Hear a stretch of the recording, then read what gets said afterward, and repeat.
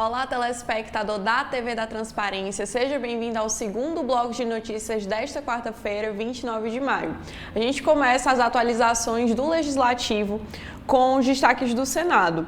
O primeiro destaque no Senado é uma matéria do jornal O Globo, escrita por Gabriel Saboia e Bernardo Lima, que diz que o Senado deve analisar nesta quarta-feira o projeto de lei que prevê a volta do imposto de importação para compras no exterior de até $50 por pessoas físicas. O texto, que inclui a chamada, entre aspas, taxa das blusinhas, foi aprovado na Câmara dos Deputados na noite de ontem.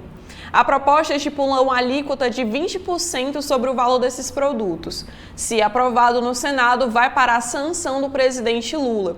O projeto atinge as vendas de sites estrangeiros como os asiáticos Shein e Shopee.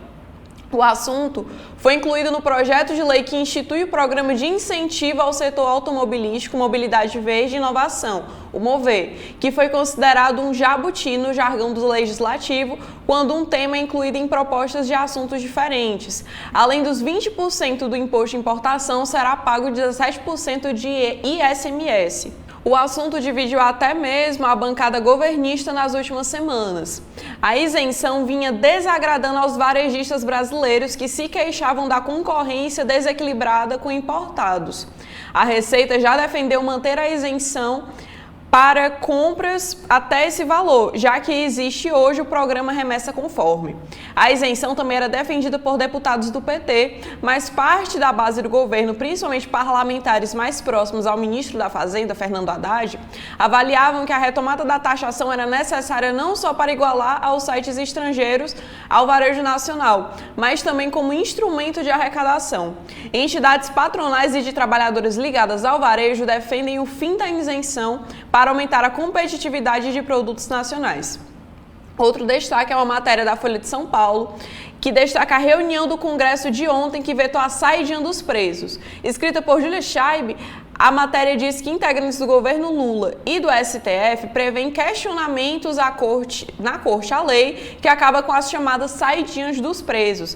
Na terça-feira, o Congresso derrubou vetos do presidente à nova regra, que proíbe a saída temporária de presos em datas comemorativas como Natal e Páscoa. Aliados do presidente avaliam haver chances do Supremo reformar parte da proposta aprovada pelo Congresso, caso o tema chegue ao tribunal. E por último, a expectativa no Planalto e no Ministério da Justiça é que o tema chegue ao STF por alguma associação ou partido, sob a alegação de que o projeto fere a Constituição, mas a União não deve recorrer para evitar uma nova briga com o Parlamento. Integrantes do governo temem que a decisão dos parlamentares provoque rebeliões pelo país e que o problema recairá sobre os estados que lidam com os presídios. Isso porque o instrumento da saidinha seria uma forma de estimular o detento a ter bom comportamento. Agora, avaliam essa recompensa foi extinta. O ministro Ricardo Lewandowski tem dito, segundo relatos, que o governo teve uma vitória moral no Congresso por defender a Constituição, apesar da derrota no placar da votação. E quais são as notícias da Câmara dos Deputados, Lorena?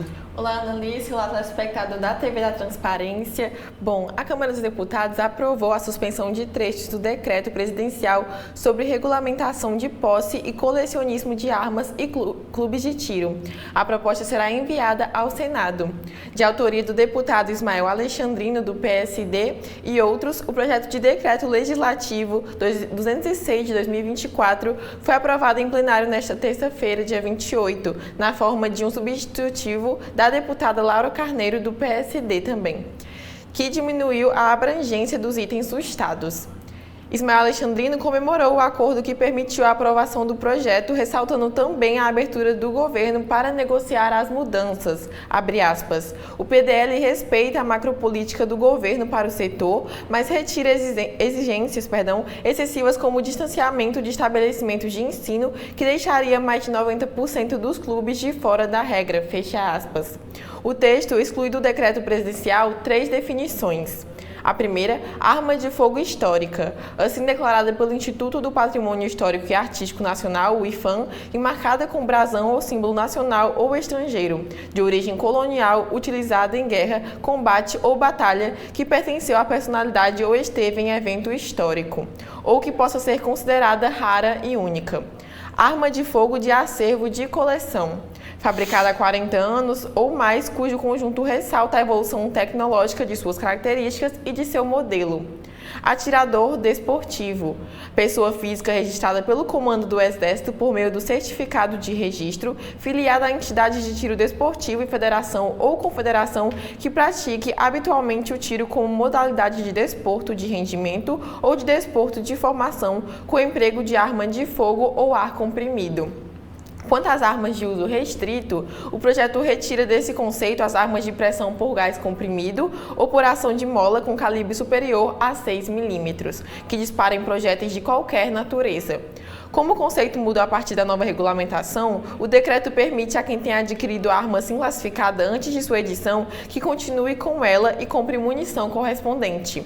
No entanto, o dispositivo agora sustentado pelo projeto vedava a destinação da arma de fogo restrita para atividade diversa daquela declarada por ocasião da aquisição.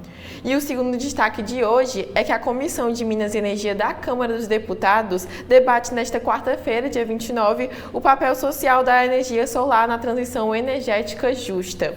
O debate será realizado no plenário 14 e foi solicitado pelo deputado Bandeira de Melo, do PSB.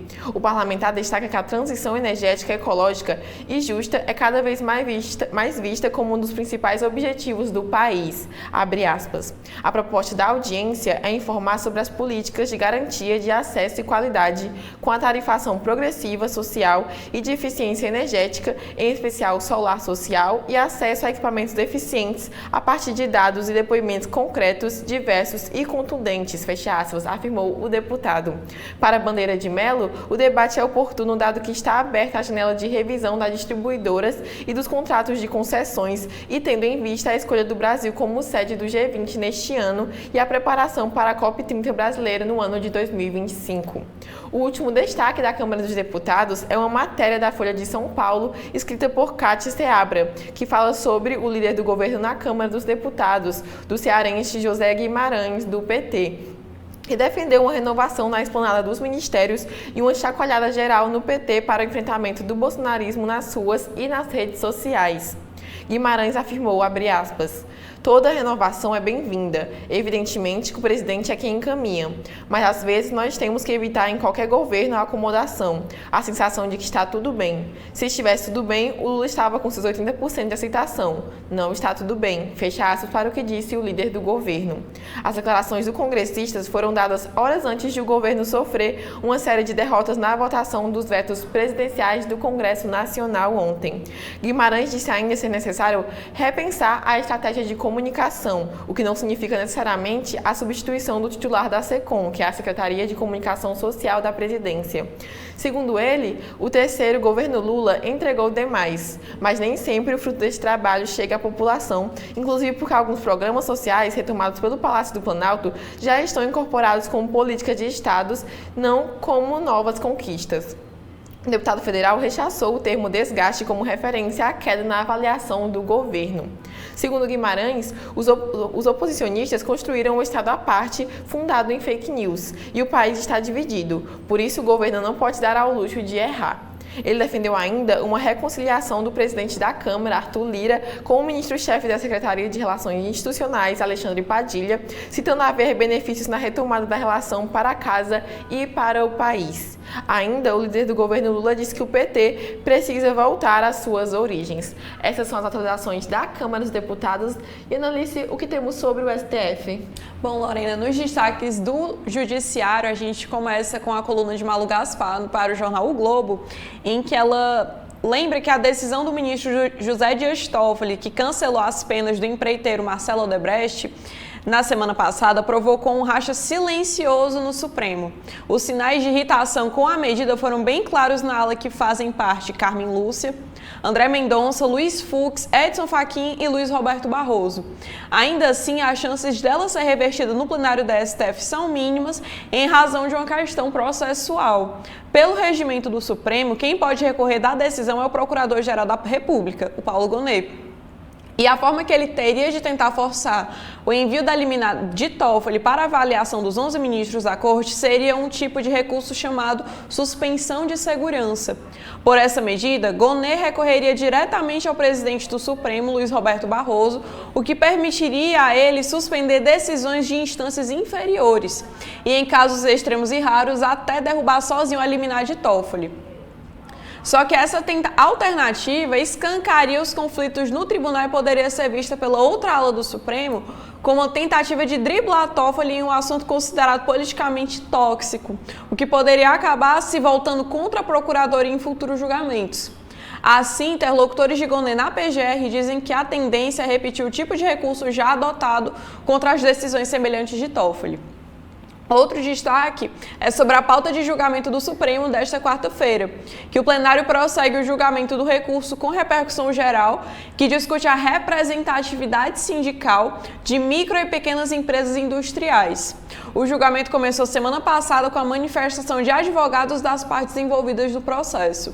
A ação foi representada pelo Sindicato da Micro e Pequena Empresa do tipo artesanal do estado de São Paulo.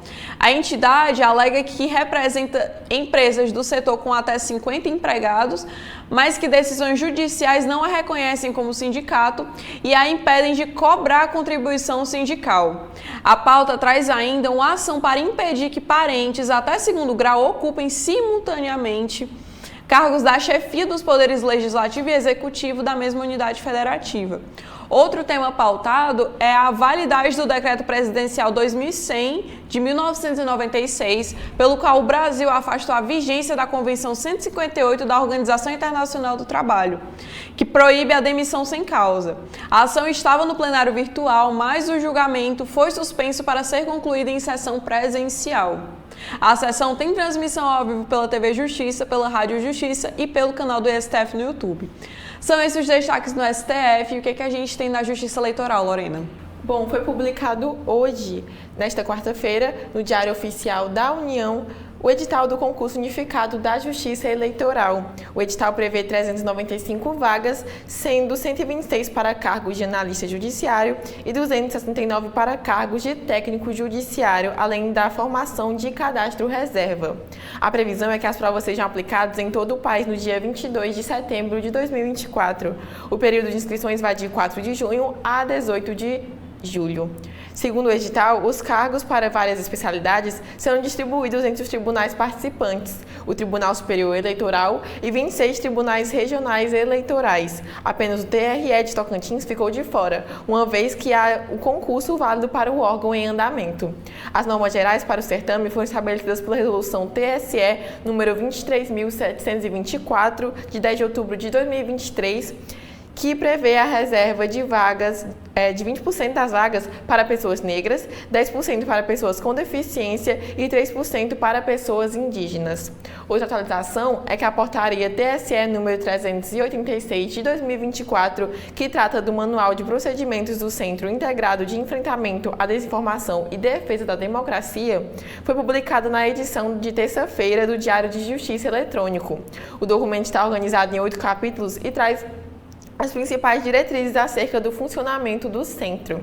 Entre os regramentos previstos está a indicação de como deve ser feito o acesso à página do Sistema de Alerta de Desinformação Eleitoral para registrar uma denúncia, que é necessário selecionar uma das 8 categorias disponíveis sobre desinformação previstas na Resolução TSE número 23.610 de 2019.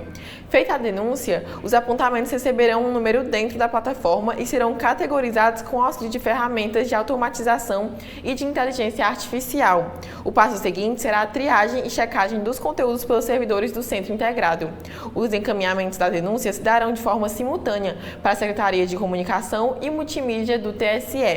Nos casos de plataformas que integram o centro, uma notificação por e-mail será apresentada e, no prazo de 2 horas, deverão ser avaliadas a hipótese de violação da legislação eleitoral a partir dos parâmetros contidos no repositório de decisões judiciais do TSE. Já nas situações que envolvam denúncias de plataformas que não façam parte do centro, a comunicação será enviada por e-mail para avaliação e resposta também no prazo de 2 horas. E, por fim, uma matéria do Globo por Mariana Muniz fala que após 2 anos o ministro Alexandre de Moraes participa nesta quarta-feira de sua última sessão como presidente do Tribunal Superior Eleitoral. O tribunal, que se reúne às terças e quintas-feiras, marcou uma sessão extraordinária para a ocasião, em que o ministro deverá ser homenageado.